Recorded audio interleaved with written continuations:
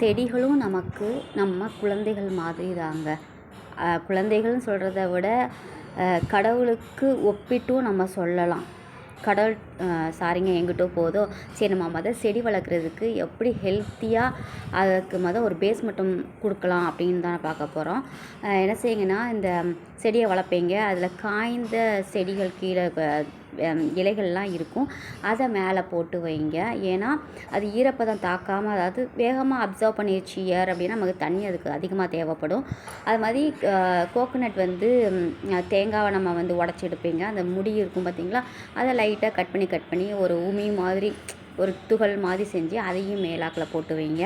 எங்கேயாவது நீங்கள் ஊருக்கு போகிறீங்க அப்படின்னா, ஒரு நாள் 2 நாள்னால் ஒரு பாட்டிலில் தண்ணி ஊற்றி அதை ஒரு நூல் மூலமாக தண்ணியை அதில் ஊற்றுறதுக்கு ட்ரை பண்ணுங்கள். இதெல்லாம் தெரியும் தான்.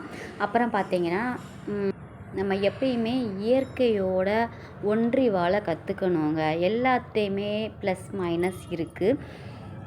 ஸோ இப்போது நீங்கள் ஏதாவது வேதனையாக இருக்கீங்க அப்படின்னா, இதுகிட்ட நீங்கள் பேசி பாருங்களேன். இந்த செடிகிட்ட அதுக்கு ஒரு முத்தம் கொடுத்து பாருங்கள், அதுகிட்ட சொல்லுங்கள், உங்கள் குறைகளை சொல்லுங்கள். அதனால் ஒப்பாரி வச்சிடக்கூடாது. சின்ன சின்ன விஷயத்த சொல்லுங்கள். அது பட்டு போச்சுன்னா நீ நல்லா வளருன்னு அதுக்கு ஒரு மோட்டிவேட் பண்ணுங்கள். அதுகளுக்கும் உயிர் இருக்குங்க. சொன்னால் அவங்களும் புரிஞ்சுப்பாங்க. மனுஷங்க புரிஞ்சுக்கிறாங்களோ இல்லையோ, இந்த செடி கொடிகள்கிட்ட பேசி பாருங்கள், அதுக்கு ஏதாவது பண்ணுங்கள். அது உண்மையிலே நமக்கு நல்லது தாங்க செய்யும். எல்லாமே நம்ம அதுக்கு எந்த ஹார்ம்ஸும் நம்ம கொடுக்காத வரைக்கும் நமக்கு இது செய்யாது.